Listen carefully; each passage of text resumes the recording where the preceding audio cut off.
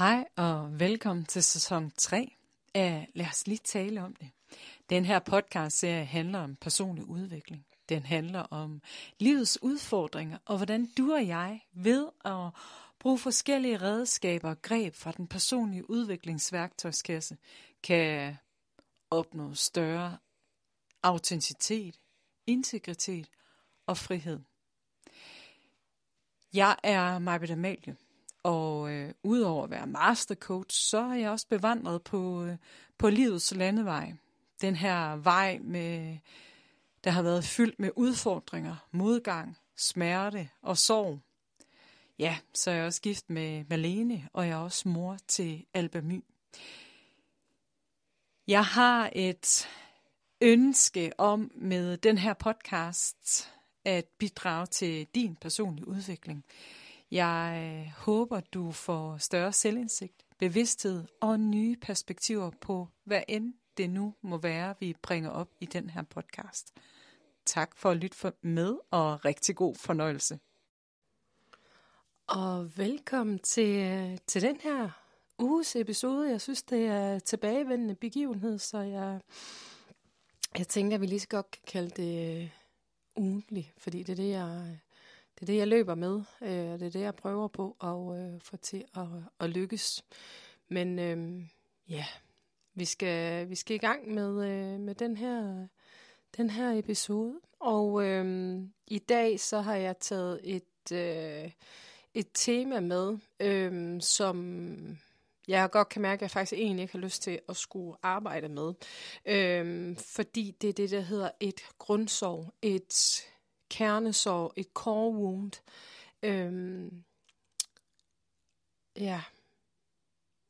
Men lad os komme i gang med det, fordi det, man kan sige, tingene de heler på ingen måder, hvis vi bare pakker det ned i kassen og stiller det ind bagerst i pultekammeret af ting, vi ikke vil forholde os til. Og det her, det er endnu en omgang, jeg får lov til at kigge på den, og det vil jeg også sige tak for at kunne få lov til at kigge på den fra det perspektiv, jeg har i dag, fra den alder, fra det visdom, selvindsigt, så det skal vi altid huske, når vi får de her genbesøg af grundsorg, kernesorg. Så er det fordi, vi ikke har fået det hele, fordi vi ikke har fået det på plads. Og fordi, at vi har nået en vis stadie i vores nye bevidsthed på vores udviklingsvej. Så derfor får vi lov til at kigge på den igen.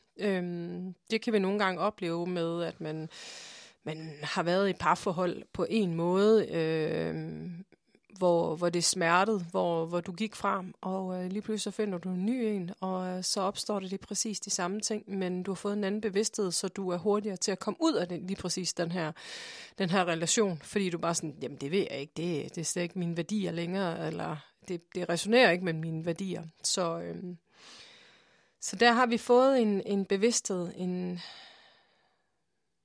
ny ting, vi skal forholde os til, gøre noget andet. Og det skal vi også i gang i. Jeg prøver virkelig på at snakke mig i alle retninger. Nu har jeg brugt de første 4 minutter på det. Så godt. Vi har den seneste tid, sidste år, de sidste 11 måneder, synes jeg, det har været i hvert fald været en stor opgave, det her med at blive forældre. For os begge to, kan jeg mærke. Det er de ting, vi kunne før. Den der kæmpe frihed, vi begge to har haft til at mødes med nogen og lave alle de ting, og sidde og fordybe sig og pille lidt i navlen og alle de her ting. Det kan vi bare ikke mere. Så det er sådan et år, hvor vi ikke har kunne give kærlighed til hinanden på samme måde, som vi er vant til, men det har været sådan et kæmpestort omsorgsår for at få vores datter godt fra start, kan man jo sige. Og i går så havde Malle en aftale inde i byen, København, som man inde i byen. det, altså Holbæk er jo også en by, men byen, København, fordi det er ligesom der, vi begge to kommer fra, og boet i en stor del af vores liv. Eller i hvert fald en stor periode af det liv, hvor vi er blevet formet og fået nogle ting med. Og jeg står først op med Alba, og dem så rundt med hende og hygger, og får hende til at sove, og hvor jeg sådan, efter at have fået hende til at sove, og Malle står op, så siger jeg, hey, kan jeg ikke gå ind og sove, for jeg er virkelig, virkelig træt. Hvor hun sådan, jo, det kan du sagtens, så jeg vækker dig om 45 minutter. Så jeg vågner op, og jeg kan godt mærke, at jeg er sådan vildt utilpas og kvalme, og sådan migræne-agtig tilstand, og sådan virkelig, sådan lidt, jeg skal kaste op, og sådan noget, hvor jeg sådan siger, jeg har det altså lidt dårligt, hvor jeg sådan, du skal bare lade mig være, jeg skal bare lige, så vågner Alba, og så skal jeg jo være Albas mor, og klokken er ved at være sådan 11, og Malle skal være med bussen ved 12-tiden, så hvor hun sådan, skal jeg blive hjemme? Så, men jeg skal nok klare det, altså det, og jeg går og mærker, at det er hårdt det her, og jeg har egentlig ikke lyst til at sige, at hun skal blive hjemme, og jeg siger også sådan, altså stod det til mig, så gik jeg ind og sov, fordi jeg har det bare dårligt. Men jeg skal nok klare det her. Jeg gør det bedste, jeg kan med det her. Hvor hun sådan flere gange sådan, skal jeg blive hjemme? Jeg tænker, jeg nok skal klare det. Så kommer hun ind, og så siger jeg bliver hjemme. Og jeg bare sådan, jamen, jeg har jo ikke sagt, du skulle blive hjemme, men tak, fordi du gør det. Men en beslutning, jeg bestemt ikke har lyst til at tage, om at hun skulle blive hjemme fra den her. Vi spoler lige tiden frem 3-4 timer, og Malle går en tur med Alba, og hun er sur, altså ikke Alba, men Malle, og så står jeg ligesom der. Hun kommer tilbage, jeg vågner op, og har fået det lidt bedre, og dimser lidt. Og Malle taler ikke til mig. Jeg sådan lidt bliver ignoreret, hvor jeg siger, er vi okay? Ja, men jeg har ret til at være skuffet. Jeg har glædet mig sådan til at skulle afsted, og det der med, at jeg selv skal lege gætteleg, og alle de der ting. Så simpelthen, prøv at høre, det er jo, jeg kan jo ikke sige til dig, at du skal blive hjemme, bare fordi at altså jeg skulle nok klare den, hvis det var. Ej, men det kan jeg jo heller ikke, men nu har jeg bare, og det her med gætteleg, og sådan, hun bliver sur, eller hun er sur, og det har hun også i sin fulde ret til. Men det trigger bare nogle ting inde i mig. Og jeg bliver sådan rigtig ked af det, og sådan den der, okay, er vi ved at gå fra hinanden? Er vi ved at forlade hinanden nu? Fordi at nu har vi haft den her konflikt, som er det dråbe i bægeret, der får det hele til at flyde over. Eller, det er i hvert fald sådan en følelse inde i mig, som det skabte, den der med at blive lagt på is, ikke talt til, og hun var vred, og jeg sidder og leger med Alba, og så siger hun, jeg går ind og sover. Nå, okay, hej.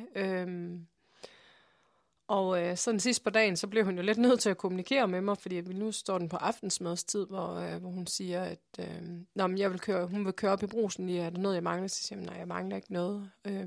Og så lige pludselig så begynder jeg bare at græde, for jeg kan slet ikke være i det længere, fordi det er sådan den der energi, hvor jeg kan mærke, at jeg bliver enormt meget afvist, og den der tanke om, hey, prøv at tænke på, hvis vi skal til at dele Alba 7-7, og vi ikke har hinanden, og vi er mega godt team, vi har det sjovt sammen, vi har det godt sammen, og Malle er jo min familie, og jeg var sådan, det kan jeg slet ikke, det gjorde bare ondt, fordi den blev bare ved med at ramme ind i mig, hver gang jeg blev mødt med den der energi, hvor jeg sådan blev afvist, og Malle var vred, og Malle er ikke normalt en, der er sådan super meget vred. Så jeg var sådan, hvor hun siger, hvad sker der? Så siger jeg er bare ked af det, det er fint nok, det er okay. Hvor hun sådan, jeg kan slet ikke stoppe det, fordi det har jo virkelig trigget så er det et grundsorg inde i mig, om at blive forladt og alene, og den her med, at vi går fra hinanden, og det kan godt være, at det måske er en delvis en fælles beslutning, hvis det var det, men den der med, at jeg bliver forladt, det var sådan en kæmpe frygt, der blev trigget ind i mig, det var en kæmpe sorg, og det var sådan en smerte, jeg var virkelig ked af det, er også nu, når jeg taler om det, fordi at jeg ligesom kommer i forbindelse med det.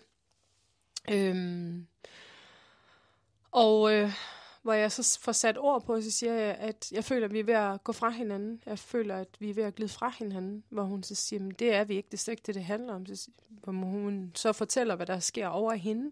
At det her med at gå hjemme på barsel, hun har været hjemme i, tror jeg, 9 uger, og har de sidste 2 uger tilbage, hvor hun siger, at det her, det trigger alt ind i mig. Det her med, at hun har været sygemeldt på et tidspunkt, hvor hun har været hjemme, og ikke kunne noget, så det er ligesom, hun bliver bare sådan sat tilbage til den tid, hvor det bare er stå op og være Albers mamma og køre hende i institution og hente hende igen, og det der med ikke at komme ud og sådan skabe værdi, og man kan sige, det er også fordi, det føles ikke som om, man skaber den sådan store værdi hver dag, men det gør vi jo på den lange bane, på den måde, vi ligesom har grebet den her situation an, eller den her med indkøringsperiode.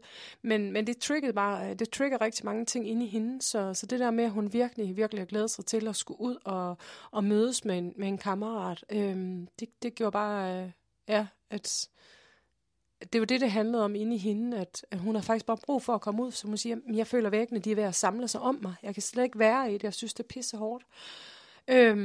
Så vi fik jo ligesom sat ord på nogle gamle traumer i os, nogle grundsorg, og så er det sådan lidt i forhold til traume. Det er jo, kan man sige, et traume er jo et sted, hvor vi ikke er blevet mødt af os selv, eller ikke har vidst, hvordan vi skulle kunne møde os selv, eller vi ikke er blevet mødt af vores omgivelser.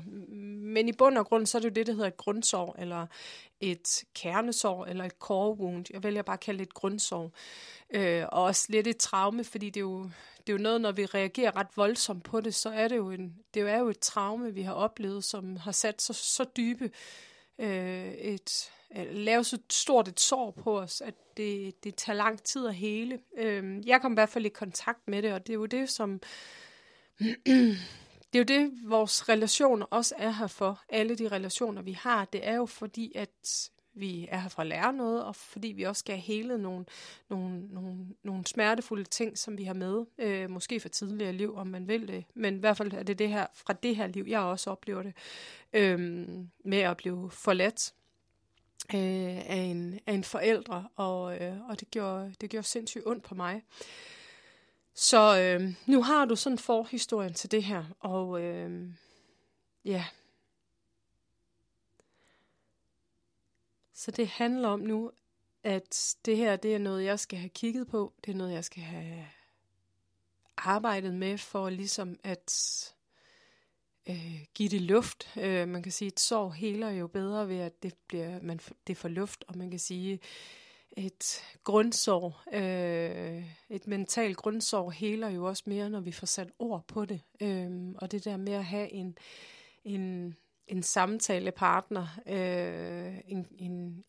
en coach, psykolog, hvad det nu end er, så er det ventilerer det lufter det, og det sætter tingene i et andet perspektiv. Så det er det, jeg vælger at trække frem i dag. Jeg har egentlig lyst til at bare gå og nørkle lidt med det selv, og egentlig lyst, der er også sådan man kan trykke pause og stoppe den her, og så slette den her podcast, men jeg tænker, du godt kan genkende noget i forhold til det her med at have et grundsorg, det her med at have noget, der sådan smerter helt inderst inde, og det er jo det, vi går og pakker ind.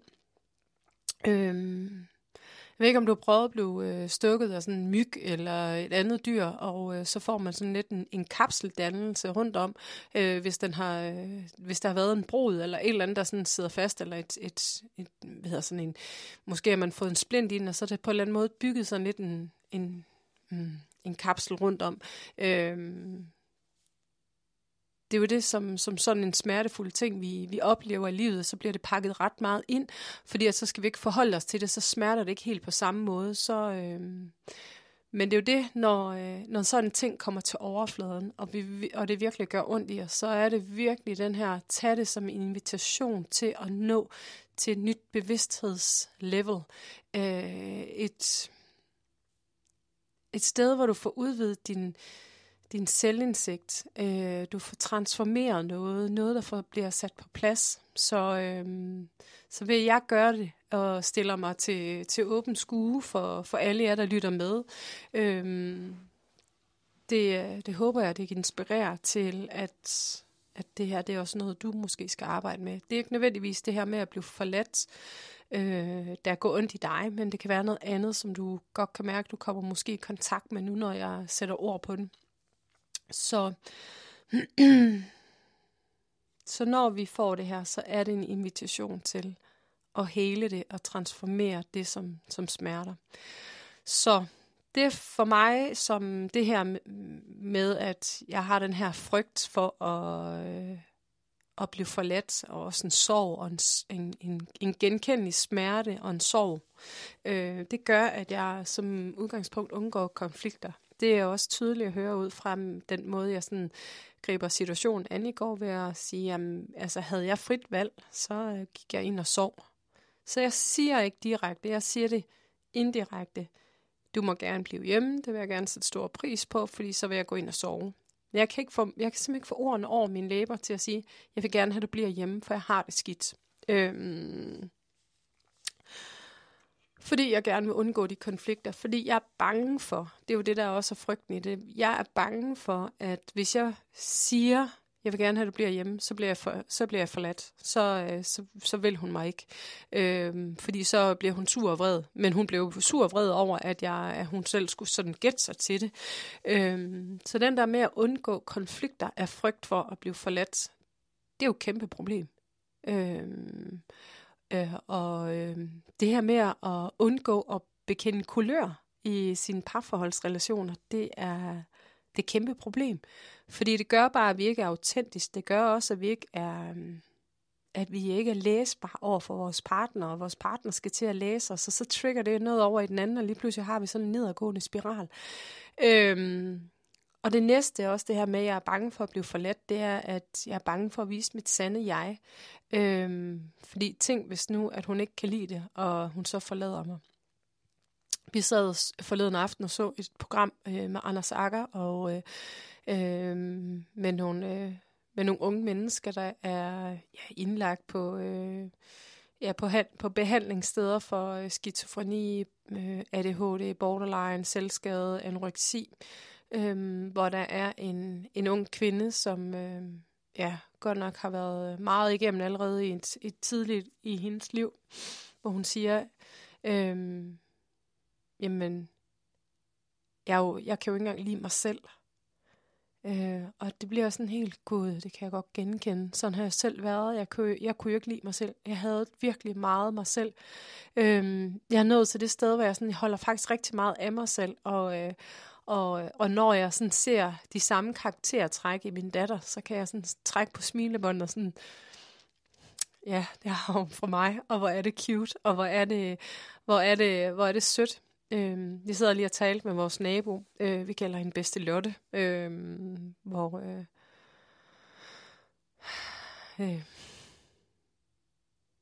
det her med, hvor hun fortæller om hendes egen søn, hvor hun sådan, jeg blev simpelthen nødt til, dengang han var lille, at træffe en beslutning om ikke at være den der sure, irriterende type, fordi han er jo ligesom mig, og dengang var han jo ligesom mig, så alt, hvad man ikke måtte, det gjorde han, og sådan har jeg jo også selv været.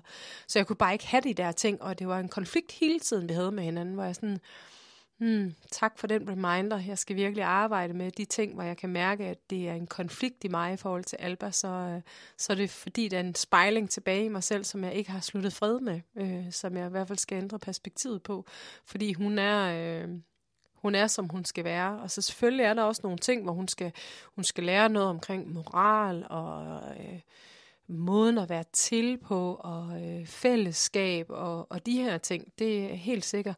Men der er også de her ting, andre ting, som hun selvfølgelig skal have med. Men de ting, som jeg måske hader, det er noget, jeg i hvert fald skal få kigget på og sige, hvordan skal jeg navigere i det på en anden måde. Så for at vende tilbage til det her med, det der selvfølgelig er udfordring i at have den her, du forlader mig, jeg bliver forladt, det er, at jeg er bange for at vise mit sande jeg.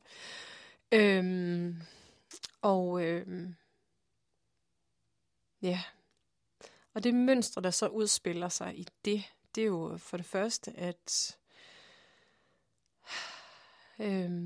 jeg også forlader mig selv, fordi jeg ikke tør stå ved mig selv. i nogle situationer forlader jeg også mig selv sådan mentalt, at så er jeg ikke helt til stede, fordi at sådan, det har jeg ikke lyst til at være i. Den her intimitet i parforhold, kan jeg godt mærke, at sådan, så trækker jeg mig, så det kan jeg ikke være i, fordi jeg tænker, hvis jeg bliver forladt lige om lidt, så vil jeg hellere være på et sted, hvor det gør mindre ondt. Og så kan jeg godt se, det er jo også skidt. Og ikke at turde indgå i den der relation. Ja. Fordi sådan mentalt kan jeg på en eller anden måde godt være til stede i det, men fysisk kan jeg mærke, så kan jeg ikke være til stede i det. Det er også fordi mit grundenergi er fysisk energi. Og det er jo også sådan ret interessant, og sådan, okay, der er noget her, jeg er bange for at blive forladt, så jeg trækker mig allerede nu på forhånd, og det har jo peget fingre af over for tidligere kærester. Jeg havde en ekskæreste. Hun har også været en del af den her podcast-serie, og jeg sender lys og kærlighed til hende, og jeg er fandme taknemmelig for alt det, jeg har lært fra hende. Det, som der blev sagt, da vi gik fra hinanden, så siger hun så, at jeg skal aldrig i en kærlighedsrelation igen, fordi det er simpelthen, det gør ondt, hvor jeg bare sådan, men det er jo synd for dig, altså. Hvor er det ærgerligt, at du går klippe alle de gode ting, hvor jeg også sådan lidt, jeg kan jo vende spejl til mig selv og sige, hvor er det ærgerligt, at jeg går klippe alle de gode ting, fordi jeg holder igen, og fordi jeg har en grundfrygt om at blive forladt. Så der er i hvert fald noget. Og så kan jeg også godt se, at det saboterer også noget andet.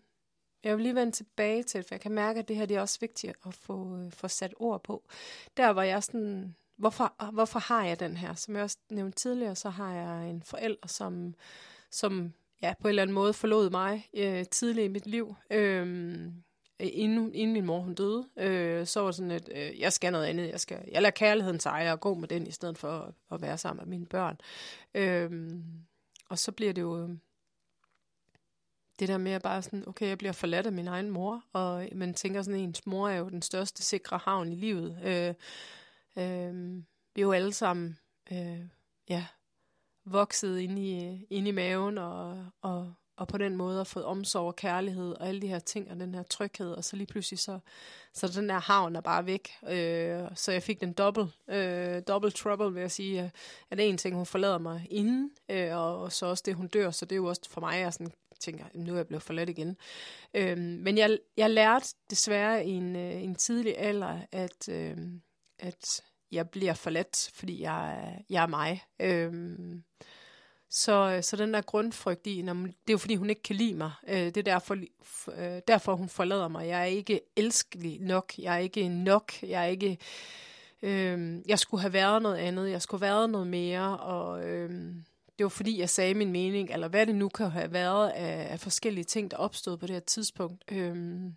Så jeg skrev først på mit stykke papir, lært, at jeg bliver forladt, fordi jeg er mig. Hvor jeg så rettede det til at sige, at jeg lært, at jeg blev forladt, fordi jeg var mig. Fordi det er jo igen det her med overbevisninger, de her sætninger, vi går og siger til os selv, de her narrativer. Så det her med, at jeg bliver forladt, fordi jeg er mig. Og det er jo det, som det hele triggede i går, at i bund og grund, mit allerinderste jeg vil bare gerne have, at Melle blev hjemme, fordi så kunne jeg gå ind og få sovet, fordi jeg havde det bare så dårligt. Jeg kunne ikke være særlig meget mor for Alba, men jeg kunne ikke få mig selv til det, fordi jeg var bange for at blive forladt. Så det er jo sådan hele det der grundsorg.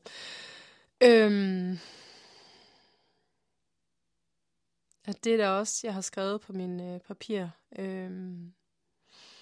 Det er også, at jeg kan mærke, at jeg lægger mig ikke helhjertet i, sådan helt på den måde i min virksomhed med at, det har jeg gjort de sidste par uger nu her, der er i hvert fald blevet transformeret noget i forhold til de her podcasts, som jeg laver master coaching på mig selv.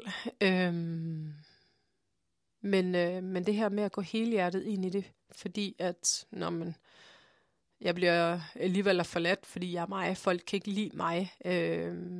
Og hvis de ikke kan lide mig, så hvorfor skal jeg så kunne lide mig selv? Altså det er jo sådan hele den der, det er jo en ond spiral, der kører. Og det er jo, man kan sige, det saboterer jo rigtig meget mine drømme. Det saboterer min tætteste relation. Det gør jo også, at jeg heller ikke er en rollemodel over for min datter, fordi jeg faktisk ikke siger, hvad jeg mener, og hvordan jeg har det. Og det gør jo også, jamen, hvordan skal hun så kunne det, hvis hun ikke ser, hvordan jeg gør? Hun bliver måske også ikke at sige nogle ting, og ikke udtrykker sig. Og hun er i bund og grund et virkelig dygtig til at udtrykke sig til, at hvis der er noget, hun ikke vil, og der er noget, hun meget gerne vil. Så det er utroligt tydeligt. Så det er så næsten, man får helt tiks af, at man ikke er hurtig nok til at smøre den der bolle med smør og få stukket hende noget. Og altså, det er running sushi på speed, når hun skal fodres af. Så, Så der er det her, det saboterer mine drømme, det saboterer mine relationer til allertætteste relation, og en relation til mig selv, og også det kan jeg jo se, at det påvirker selvfølgelig også relationen til min datter, og den måde, hun skal gå ud i verden på. Så hvis jeg ikke styr på mit shit, så får hun heller ikke styr på det. Så giver jeg bare et traume videre. Det er også det, jeg rækker hånden op for, og håber på med de her podcasts, som jeg laver, at inspirere til at få styr på det, som saboterer dig, få styr på dit shit, så du ikke giver det videre til dine kommende generationer. Det synes jeg, vi skylder. Jeg har godt nok stået med en lang generation af kvinder, som hold kæft, hvor har de haft meget lort i bagagen, som de ikke har styr på. Og det skal jeg transformere og hele. Og det er lidt med en irritation og skuffelse. Men på den anden side, de har ikke haft ressourcerne, de har ikke haft den bevidsthed, de har ikke bæret, har ikke været fyldt nok til, at de har haft lyst til at face det. Og det, der må jeg også bare sige, at her står jeg. Så vi bliver fandme nødt til at stoppe for os selv, for også at kunne stoppe for fremtiden, og for dem, der kommer efter os. Så jeg bliver sgu lidt ked af det på min egen vegne, og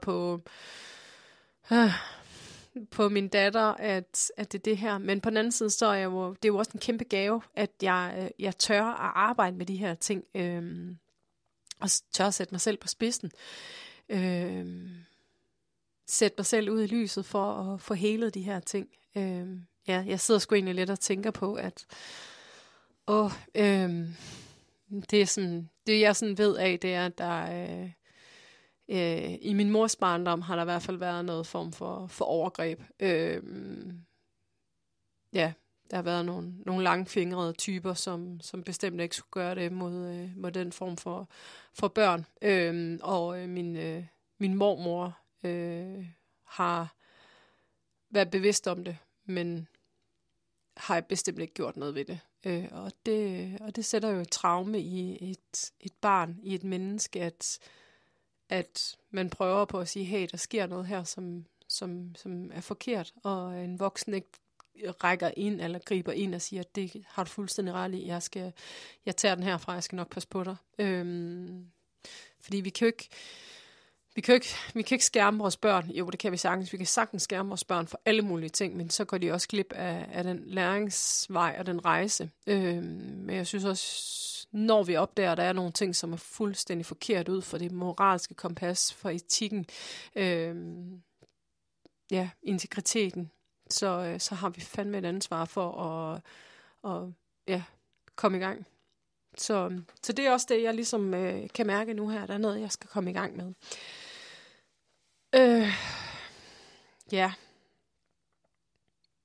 Så lad mig lige opsummere. Det her med det her sorg, der smerter. Grundsorget. Og lige nu kalder det på en heling. Det kalder på en transformation. Så bare det at få sat ord på, det frisætter i hvert fald noget i det. Så hvis jeg tager på en skala fra 1 til 10, så så er vi i hvert fald længere nede nu. Jeg tror, vi var på en 8-9 stykker, da jeg starter den her podcast, og hvor vi er nede på en 5-6 stykker, måske deromkring.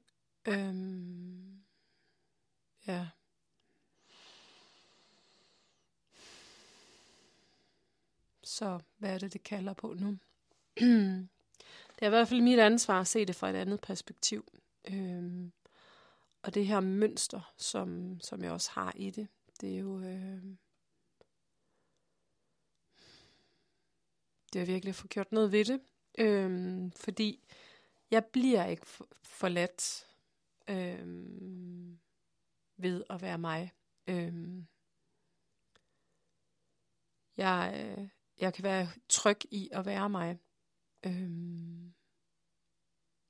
Så målet er virkelig at få helet det her grundsorg fra det her sted her i dag. Og jeg skal nok komme ind og genbesøge det her på et senere tidspunkt i mit liv. Det gør vi, når vi har nogle ret dybe sorg med os. Men vi er også bedre i stand til at kunne forholde os til det, så det er jo det der med at sige tak, fordi jeg kan se det fra det sted, jeg er i dag, med den visdom og bevidsthed og så videre. Det næste, det er at have tillid til, at hvad end der sker, så er det sker for mig. Man kan jo godt have sådan et perspektiv, der hedder det, at det sker imod mig. Men det sker for mig. Det sker for, at jeg kan få en anden visdom, for at jeg kan hele det her. Og målet er jo også at kunne træde ind og være tættere i min relation til min hustru, og blive endnu mere tæt familie, og ture være det, frem for at det kun er Albers mor, men også at være hustru og kæreste, og også virksomhedsejer, og være 100% i det, og ture satse det, og være, altså, ja, fordi det der med at forlade mig selv, og ikke sådan helt tro på det, og ikke at give mig selv 100%, det er også der, hvor jeg synes det er pisse svært at skulle tage den her episode op omkring det her grundsorg, fordi jeg har mest af alt bare lyst til at sidde og tude. Jeg synes, det er hårdt, det er smertefuldt. Det er på ingen måde rart at skulle genbesøge det. Jeg ved også, at det med at sætte ord på det, det frisætter rigtig meget. Ja. Målet er også at kunne blive i mig selv, og ikke at forlade mig selv, men give mig selv lov til at mærke alt det, som jeg mærker. Det er jeg klart blevet bedre til. Det kan jeg også se nu, når jeg med den oplevelse, jeg havde med i går, at jeg gav mig selv lov til at være ked af det, at være i det. Men jeg blev bestemt også kørt helt tilbage til en anden tid, hvor jeg blev forladt. Så det der med igen at se tilbage på den her lille 4-årige pige, som lige pludselig står der uden mor, og bare er blevet forladt, og det er jo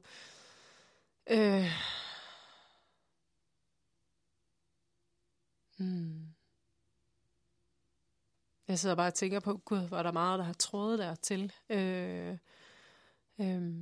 det er jo det, med, på en eller anden måde spirituelt set, så vælger vi selv de forældre, som vi har haft, eller vi har, fordi de er her for at støtte os i rejsen, eller for at lære os noget, eller for med de ting, der nu sker,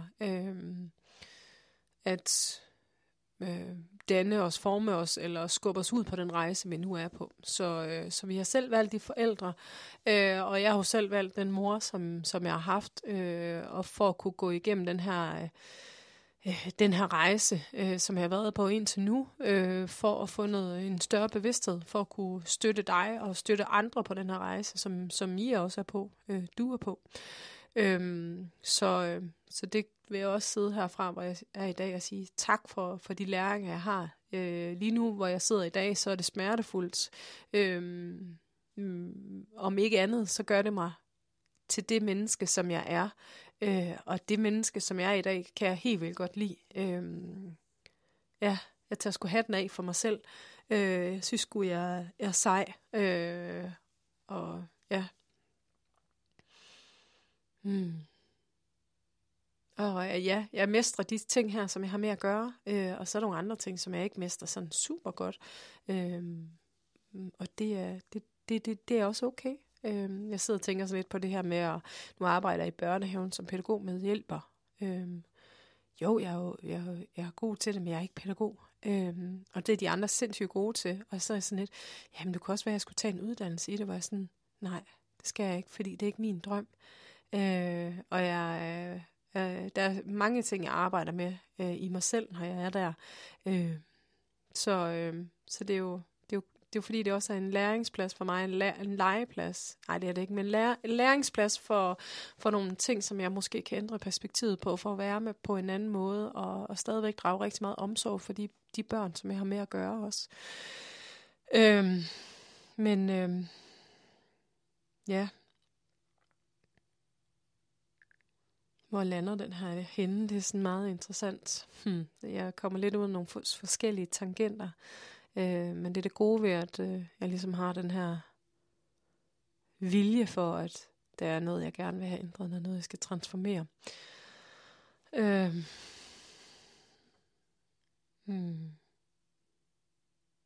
Det er så stort et emne, kan jeg godt mærke, eller et tema, at det ikke bare en gang jeg sådan nok tage det op. Den kommer nok til at blive drysset lidt ud over de kommende episoder. Igen, jeg får først kaldet eller downloadet, når jeg sidder her mere eller mindre et par dage op til, eller en dag op til. Og i dag, hvor jeg optager den, der er det søndag. Jeg plejer at optage om tirsdagen, så er jeg lige en par dage foran. Men jeg tænker også med alt det, der skal laves til de sociale medier, så er det nok meget godt, jeg lige får... Jeg plejer at lave det på den samme dag, når jeg optager podcasten, så lave alt det materiale, men det kan jeg mærke, der er jeg slet ikke. Det er skrøbeligt, det er sårbart at få kigget på. Men det i hvert fald handler om, det er, at nu har jeg lavet jeg har fået kigget på alt det, som smerter, og jeg har fået sat ord på det, der fylder hos mig, og også forklaret dig baggrunden til det. Jeg har også forklaret dig målsætning, det her med, at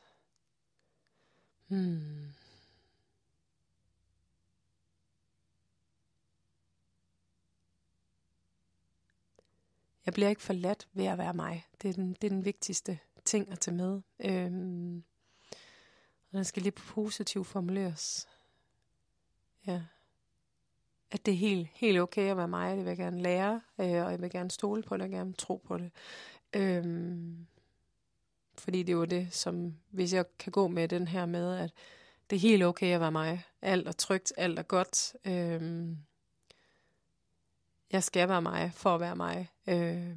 Så giver det også, sætter det også spreder ringe i vandet til det her med at kunne være i tættere fysiske relation og blive i mig og turde sige min mening og træde endnu mere ud i den her personlige udviklingsrejse, som vi alle sammen er på, og især dig, som lytter med også. Du har i hvert fald en eller anden form for motivation i det. Ellers så gad du sgu ikke at bruge 45 minutter af din tid på at sidde og lytte til min stemme og det, som jeg kommer med. Så målet er at få sat noget heling i gang, og stole på, hey, det er helt trygt at være mig. Så det er den der med, at det er trygt at være mig, og alt er, som det skal være. Så hvorfor arbejde med det? For at få dybere relationer, for at komme tættere på mig selv, for at kunne realisere mine drømme. Så det er jo også det handler om, det her med, hvorfor skal du egentlig arbejde med det? Fordi det bringer dig hjem til dig selv. Fordi det bringer dig tættere på dine drømme. Når du ved, hvad dit core grundsorg er, så kan du også bedre navigere fra tillid og tryghed frem for frygten og smerten. Og det er jo det skal vi jo altid vælge, hvad det er for en vej, vi vil gå. Nogle gange er vi ikke bevidste om, at vi hele tiden lader os styre den der frygt og den der smerte, vi har med os i bagagen. Men det er jo det der med at få den bevidsthed om det, gør, at jeg kan vælge, hvad det er for en vej, jeg går. Og så kan jeg mærke, at det er sådan vigtigt for mig at sige det her med, at vi har... hvis du tager sådan en pendul, tag et halskæde med et smykke i, og så kører den fra side til side. Det er jo lidt det personlige udvikling er. Den ene side er den her side, hvor det er smertefuldt, og du er styret af frygt, og den anden side er der, hvor du har tillid, og du har tryghed og bevidsthed. Og så kører det her pendul egentlig fra side til side. Nogle gange så er du helt over og bliver styret af din frygt, andre gange så er du helt over at blive styret af din tillid og din tryghed og din bevidsthed. Men det egentlig på en eller anden måde handler om, det er at kunne finde den der vej i at lande lidt midt i det hele, så du har en bevidsthed om det ene og det andet, og mest alt kunne gå mest med tilliden og trygheden. Så bare fordi, at vi sidder måske på en mastercoaching-session og taler om det, men så er det ikke fordi, du mestrer det dagen efter. Det er jo måske, hvor du lige pludselig kigger tilbage over et par måneder, sådan, gud, hvor jeg bare blevet god til at være mere i den her. Og så er der perioder, hvor du lige pludselig falder i gryden, som nogen vil sige. Men det handler om mestring. Og være mere i den her, at hey, det er helt okay at være mig i det her. Jeg kan være helt tryg ved at have tillid til det helt, som det skal være. Men vi er mange gange enormt meget styret vores frygt for de ting, som vi har prøvet fortiden, der bare sådan banker på. Og det er det, vi skal blive bevidst om. Og det er jo derfor, det er også, ja, jeg kunne ikke stoppe den her podcast, fordi jeg tænker, du har brug for det. Vi kan ikke bare lade det sidde og overhøre på de her ting, der smerter os. Vi skal transformere det. Så. Ja. Jeg tror, jeg er her ved at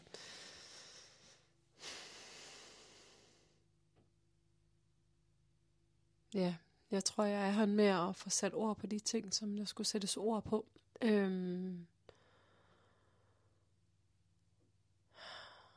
Ja, det er jeg. Jeg skulle lige mærke efter, hvorhen er energien er der mere flow igennem. Så for mig er den kommende fokuspunkt at være i den her tillid og tryghed og bevidsthed om, at hey, alt er okay, og jeg kan godt sige det, som der skal siges, og det her med at sige til min hustru, jeg har det rigtig skidt, jeg vil sætte pris på, at du bliver hjemme. Og det kan godt være, at hun så siger, men det gør jeg ikke. Men det er også helt okay, så hører det til over ved hende. Eller hun siger, ja, det gør jeg, men så hører det stadigvæk også til over hos hende. Så den der frygt for at blive afvist er, ja, det er, hvad det er. Vi skal altid tænke på, at vi hver især navigerer efter, med de ressourcer, vi har tilgængelige, og de drømme, vi har. Så og det er jo også det der med, at jeg blev afvist i de drømme, eller i de ting, jeg gerne vil have indfriet. Ja, men måske navigeret den person, som du talte med, ud fra et kompas, der hedder, jeg vil gerne realisere mine drømme, og det her med at skulle møde dig, det kommer ikke til at ske, fordi det flytter mig længere væk fra det, jeg gerne vil. Så det er jo også det, vi skal huske på. Det handler ikke om os. Det handler om det, der også sker over i den, når det er, vi spørger om nogle ting. For mig, da jeg spurgte i går, eller ikke turde sige noget, så handlede det om noget hjemme i mig, fordi jeg var bange for, at min hustru ville afvise mig. Og det kan jeg godt se fra perspektivet. Det ville hun ikke. Og hvis hun var taget afsted, så var det også helt okay. Jeg blev ikke forladt af det. Så det var ordene for den her podcast. Og ja, jeg vil jo egentlig gerne række hånden op for, at jeg kører master coaching sessioner til 666. Du skal bare ind på min Instagram. Du kan også, hvis du går ind i bioen her på Podimo, måske, eller hvis du går på Spreaker, den hvor jeg gratis platformen, så kan du også gå ind i det info eller bioen, så kan du trykke videre ind på linket til min hjemmeside. Så ja, jeg vil i hvert fald elske at have dig i en master coaching session, og sidder du og tænker, jamen der er ikke nogen tider, som passer mig, så skriv lige en besked til mig på hejmajbertamalie@gmail.com, så finder vi en tid, der passer. Jeg har bare ikke lige nu haft overskud til at åbne kalenderen yderligere op. Jeg balancerer stadigvæk i alt det nye, der er, men jeg har tid også om aftenen. Så det var det, du fine sjæl. Tusind tak for at have lyttet med. Jeg er så taknemmelig for det. Nu har jeg lige fået statistikken for den her uge, og det er godt nok mange, der lyttede med, hvor vi snart op på 100. Det kæft, hvor er det fedt. Tak for jer. Tak for dig. Og have nu en fantastisk dag. Hej du.